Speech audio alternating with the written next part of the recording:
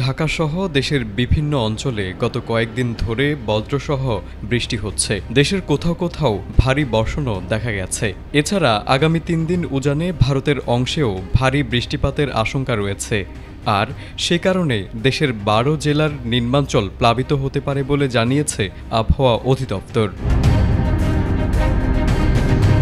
বাংলাদেশ পানি উন্নয়ন বোর্ডের বন্যা পূর্বাভাস ও সতর্কীকরণ কেন্দ্রের এক বিজ্ঞপ্তিতে এ তথ্য জানানো হয়েছে। সতর্কবার্তায় বলা হয়, রংপুর বিভাগের ধরলা, তিস্তা ও দুধকুমার নদের পানির সমতল বাড়তে পারে এবং তিস্তা ও দুধকুমার নদীর পানি বিপদসীমা পার করতে পারে। এ সময়ে লালমনিরহাট, নীলফামারী, রংপুর ও কুড়িগ্রাম জেলার নদী সংলগ্ন নিম্নাঞ্চল প্লাবিত হতে পারে।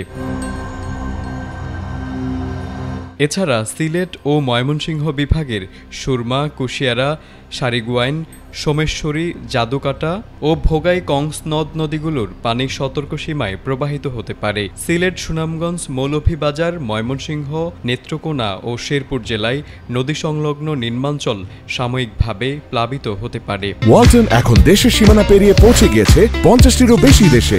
ওয়ালটন, ঘরে ঘরে, বিশ্বজুড়ে।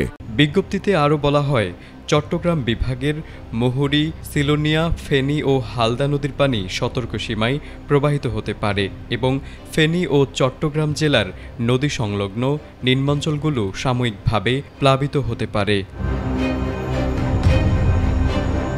সোমবারের আবহাওয়ার পূর্বাভাসে বলা হয়েছে, সন্ধ্যা ৬টা থেকে পরবর্তী ২৪ ঘণ্টায় রংপুর, রাজশাহী, ময়মনসিংহ, ঢাকা, খুলনা, বরিশাল, চট্টগ্রাম ও সিলেট বিভাগের অধিকাংশ জায়গায় অস্থায়ীভাবে দমকা হাওয়াসহ হালকা থেকে মাঝারি ধরনের বৃষ্টি, বজ্রসহ বৃষ্টি হতে পারে। সেই সঙ্গে সারা দেশের কোথাও কোথাও মাঝারি ধরনের ভারী থেকে অতি ভারী বর্ষণ হতে পারে। এছাড়া সারা দেশে দিনের তাপমাত্রা প্রায় অপরিবর্তিত থাকতে পারে ও রাতের তাপমাত্রা সামান্য কমতে পারে। এদিকে বন্যা পূর্বাভাস ও সতর্কীকরণ কেন্দ্রের প্রকৌশলী সর্দার উদয় রায়হান গণমাধ্যমকে জানিয়েছেন, আগামী দুদিন দেশের অভ্যন্তরে ভারী থেকে অতি ভারী বর্ষণের সম্ভাবনা রয়েছে। এতে নদ নদীর পানি বাড়তে পারে, উজান থেকে পানি নেমে আসতে পারে। তবে কিছুদিন পর এসব পানি কমে যাবে বলেও জানিয়েছেন তিনি। তারেক আজিজ, এটিএন বাংলা।